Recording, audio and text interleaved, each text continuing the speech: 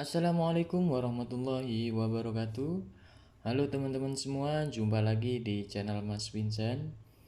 Kali ini saya ingin mengulas cara kerja serta fungsi setiap komponen yang terdapat pada kulkas satu pintu.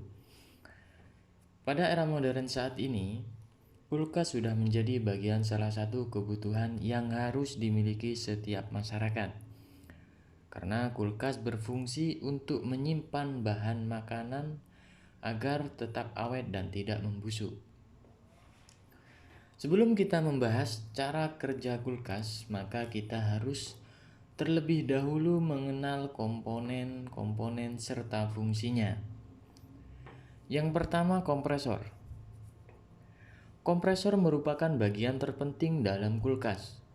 Apabila disamakan dengan tubuh manusia, maka kompresor ini sama dengan jantung yang berfungsi memompa darah ke seluruhan tubuh. Begitu juga dengan kompresor. Kompresor berfungsi memompa bahan pendingin ke seluruh bagian kulkas sehingga kulkas bisa dingin. Yang kedua, kondensor. Kondensor adalah alat penukar kalor untuk mengubah wujud gas pendingin pada suhu tekanan tinggi menjadi wujud cair. Untuk jenis kondensor pada kulkas saat ini kebanyakan menggunakan kondensor yang memiliki bentuk sederhana. Letak kondensor pada kulkas itu di bagian dalam bodi kulkas dan tidak memerlukan perawatan khusus saat lemari es bekerja. Kondensor akan terasa hangat bila dipegang di bagian bodi kulkas.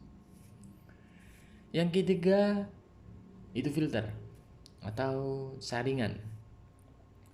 Berguna menyaring kotoran yang mungkin terbawa aliran bahan pendingin setelah melakukan sirkulasi, sehingga kotoran tidak mudah masuk ke dalam pipa kapiler. Selain itu, bahan pendingin yang akan disalurkan pada proses berikutnya itu lebih bersih sehingga dapat menyerap kalor lebih maksimal. Yang keempat, evaporator. Evaporator berfungsi menyerap panas dari benda yang dimasukkan ke dalam kulkas. Sesuai fungsinya, evaporator adalah alat penguap bahan pendingin agar efektif dalam menyerap panas dan menguap bahan pendingin. Evaporator dibuat dari bahan aluminium karena aluminium lebih cepat untuk mendinginkannya. Nah, untuk yang kelima itu termostat. Termostat memiliki banyak sebutan, antara lain temperatur kontrol dan cool control. Apapun sebutannya, termostat berfungsi mengatur kerja kompresor secara otomatis berdasarkan batasan suhu pada setiap bagian-bagian kulkas. Termostat biasanya disebut saklar. Saklar otomatis yang bekerja berdasarkan pengaturan suhu. Jika suhu evaporator sesuai dengan pengaturan suhu termostat, secara otomatis termostat akan memutuskan arus listrik ke kompresor sehingga kompresor akan mati. Yang kedelapan, overload dan relay. Overload adalah komponen pengaman kompresor yang letaknya menyatu dengan terminal kompresor. Cara kerjanya serupa dengan sekring yang dapat menyambung dan memutuskan arus listrik. Ketika kompresor mengalami error atau kerusakan, maka overload ini dapat melindungi kompresor akibat arus kompresor melebihi arus acuan normal. Jika terjadi arus tidak normal, maka overload ini akan memutus untuk mengamankan kompresor. Nomor 9, bahan pendingin atau refrigerant atau yang disebut dengan freon.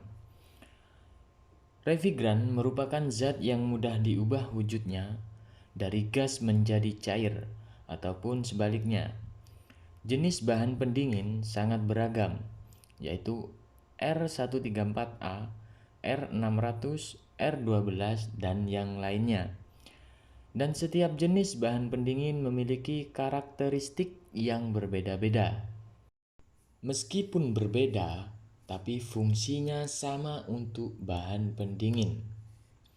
Semoga video ini bermanfaat, dapat menambah wawasan, sehingga kita dapat lebih mengerti fungsi komponen dan cara kerja kulkas.